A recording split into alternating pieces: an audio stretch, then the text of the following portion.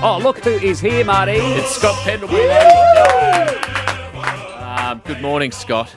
G'day, mate. How you going? Lovely to meet you. You're stunning. When Nick Rewalt does the later in the week for us, we like to see what he smells like. Yes. In early days, you're smelling wonderful too, mate. Well done. Congratulations. That's good to know. I didn't know that was a prerequisite. It's just nice to get a smell vibe. 336 games for Collingwood. Will and I were just saying you've signed a 2-year extension. That'll get you to maybe 360, 380. And I said, I don't know if anyone will ever play for Collingwood and beat that games record. Well, still side bottoms only about 30 behind me. Yeah, so I I'm just think- going to make sure he doesn't sign too many more extensions while I'm still there. And I'm sure you could manufacture something in the pre-season that'll slow him down. yeah, well, Tony Shore says to me that I was lucky that I was in the hub when I broke the record. Otherwise, he would have run me over in the car. So glad I was up in Brisbane. You could Tonya Harding, Steve Steele side bottom, just full iron bar in the knee at training. It wouldn't be the first We time. we sort of need him at the moment. He's playing really good footy. All right. Well, it's just something to think about. 6-time All-Australian, 5-time Copeland Trophy, 2010 Premiership player, 2010 Norm Smith medalist. But all they ever talk about is how good you were at basketball. It's unbelievable. If I hear one more bloke say he's a basketballer, look how much time he's got. How much basketball did you actually play? Well, I played before I got drafted, and it's never left me since. I haven't played in 18 years, but it still gets talked about all the time. It just gets constantly talked about. I know, and there's guys in the league playing AFL at the moment that have played higher levels of basketball than me and better than me, and for some reason I carry the mantle. And What level of basketball did you play? yeah, as a junior I played for Australia. Oh, Jesus. But there's lots of juniors, Yeah. guys in the league who played for Australia, or Yeah. there's, I've got a guy on my team who played over in college who played in the NBL and now plays football. There's way better stories than mine, but What about Yeah. when you played for Australia, was there anyone in that team that we know?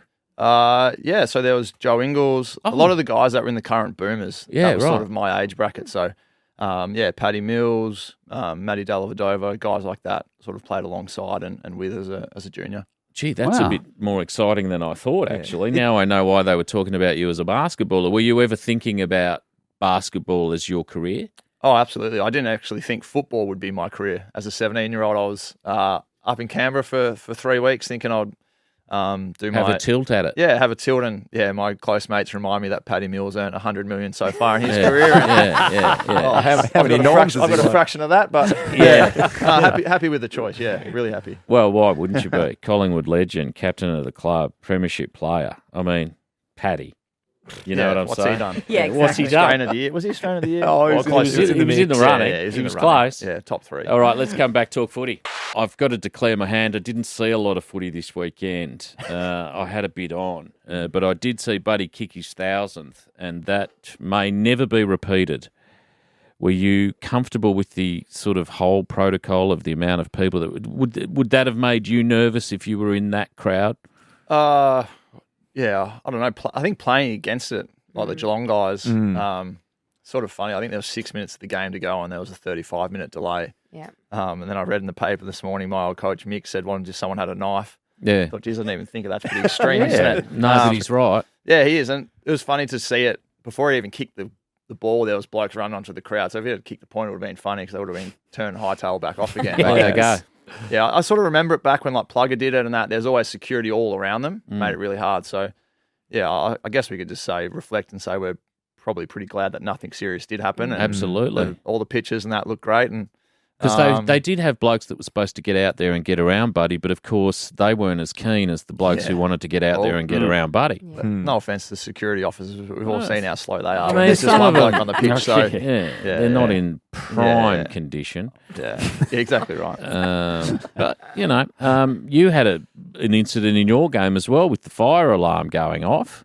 We did, and that was really freaky. So I was halfway through the second, and I could hear the alarms going off while the game was going, and then ball went out of bounds, and all of a sudden the game stopped, and the AFL officials, you got to get to the middle of the ground straight away, and then we got told we had to get off the ground, and then there was blokes yelling out, "It's a false alarm," and I was really sceptical. I didn't know if it was a fire down under or what was going on. Does seem an overreaction to a fire in a back kitchen, doesn't it? Yeah, well, I don't know. I thought the worst of things. I was glad my wife and kids were at home. They weren't at the ground at that stage. And, Yeah. Yeah, but then 3 minutes later we're playing again, and everyone forgot about it. And Is it unusual for you to hear something like that when you're playing? yeah, well, it's probably because I've never heard it before. I was like, "What's that noise?" And then I clicked. It's like, "Oh, it's an alarm. What's going on?" And then when we got told to meet, I thought, "Well, it must be something pretty serious if we're getting the game's getting stopped." And Yeah. it was apparently it was a fire down in the kitchen, and but yeah, I was a little bit freaked out. A few of the if you guys were that freaked guy, out. if you were down in the kitchen with your tea towel and the smoke detector. Yeah, well, I think too what made it really scary. Oh, not yeah, it was pretty scary for us because you could see everyone like evacuating the stadium, like getting out. Yeah. and we're going further in. We're meeting in the middle. Yeah, It's that like doesn't we're seem prime right. target. Yeah, of course. Yeah.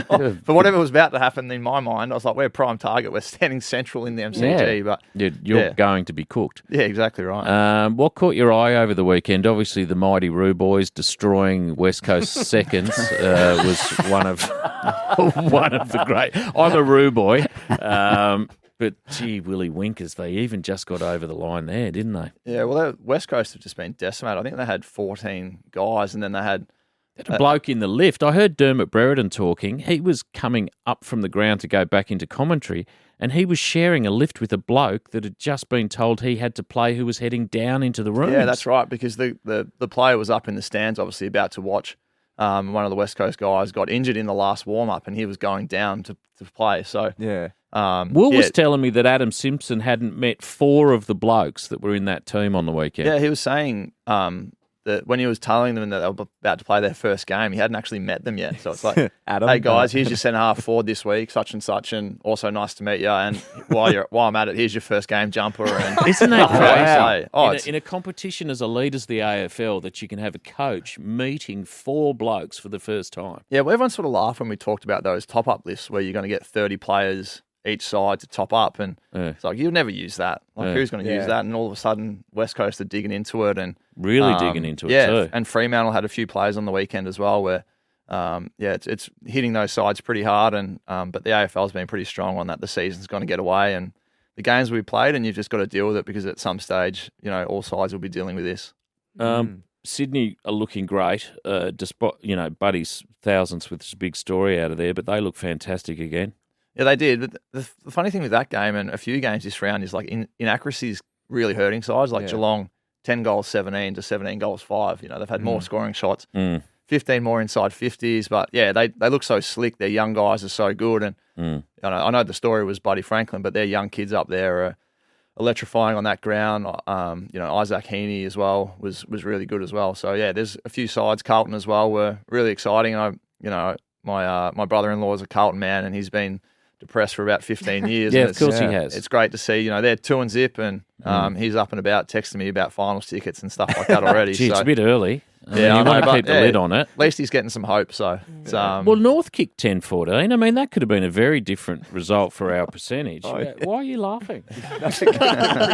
Will doesn't believe North will make the finals. I'm not sure if I do either. I think it's an exciting year to be following a team like North because you get to see kids that are that don't typically get to see games pumped into, like Horn Francis and well, he's a special player. He looks good, I've watched doesn't he? him, and he's a man. Huge. Yeah, he's a man, almost making us. Have you ever look seen a like bloke boys. look more AFL ready than him, body wise? No, he reminds me of like Patrick Dangerfield already with how thick he is and how explosive he is, and he's brushing off us men like we're boys, and he's the man. So yeah, he looks really exciting, and as you said, I think early in the season, everyone's just trying to feel their way through it, and if you can just bank some wins early, and no one expected Hawthorn to go over. With all due respect to Hawthorn and Port Adelaide, and they absolutely flogged them. So Absolutely flogged them, 19-6. yeah, you just got to stay ready early in the year.